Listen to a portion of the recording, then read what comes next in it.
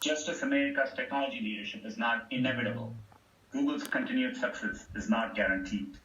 New competitors emerge every day, and today users have more access to information than ever before. Competition drives us to innovate, and it also leads to better products, lower choices, and more choices for everyone.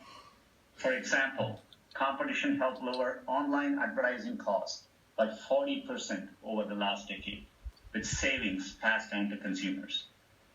Open platforms like Android also support the innovation of others.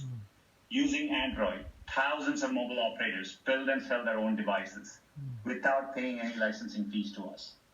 This has enabled billions of consumers to afford cutting-edge smartphones, some for less than $50. Whether building tools for small businesses or platforms like Android, Google succeeds when others succeed.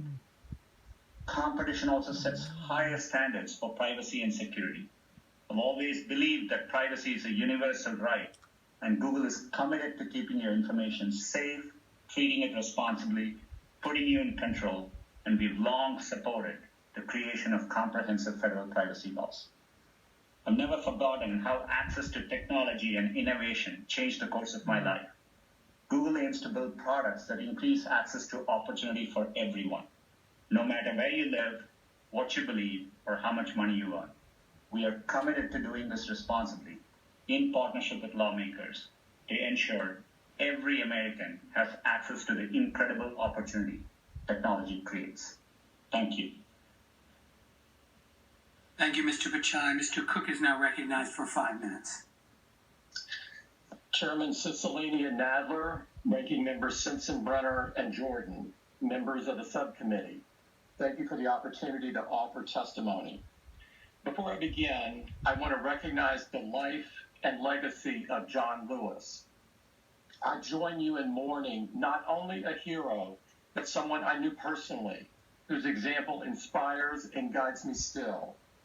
Every American owes John Lewis a debt, and I feel fortunate to hail from a state and a country that benefited so profoundly from his leadership. My name is Tim Cook. I've been Apple's CEO since 2011 and a proud employee of this uniquely American company since 1998. At Apple, we make ourselves a promise and our customers a promise. It's a promise that we'll only build things that make us proud. As Steve put it, we only make things that we'd recommend to our family and friends.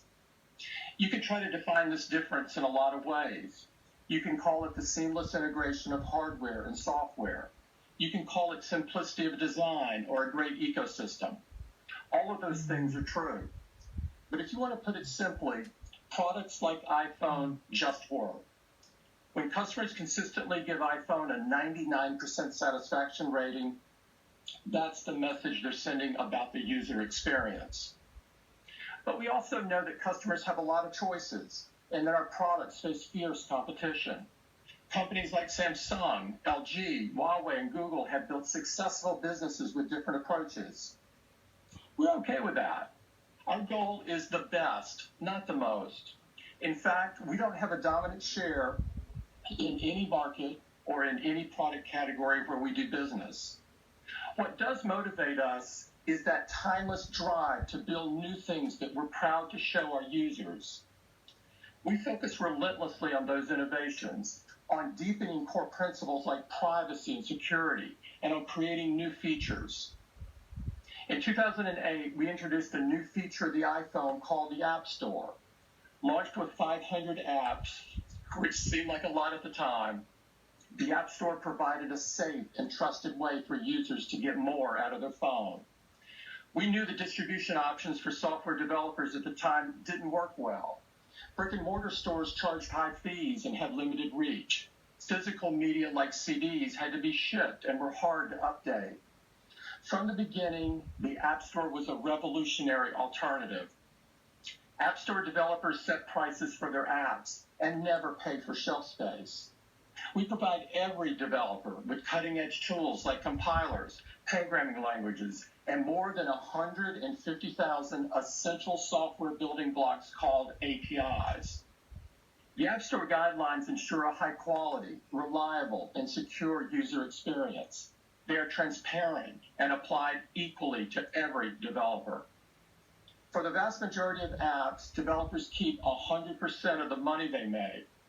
The only apps that are subject to a commission are those where the developer acquires a customer on an Apple device and where the features or services would be experienced and consumed on an Apple device. In the App Store's more than 10-year history, we have never raised the commission or added a single fee.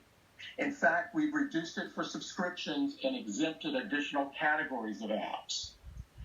I'm here today because scrutiny is reasonable and appropriate. We approach this process with respect and humility, but we make no concession on the facts. What began as 500 apps is now more than 1.7 million, only 60 of which are Apple software. If Apple is a gatekeeper, what we've done is open the gate wider. We want to get every app we can on the store, not keep them off. The App Store's economic contributions are significant. The ecosystem is responsible for 1.9 million jobs in all 50 states, and it facilitated $138 billion in commerce in the U.S. in 2019 alone. I share the committee's belief that competition promotes innovation, that it makes space for the next great idea, and that it gives consumers more choices. Since Apple was founded, these things have defined us. The first Mac brought opportunity and possibility into the home. The iPod helped musicians and artists to share their creations and be paid fairly for it. This legacy does much more than make us proud. It inspires us to work tirelessly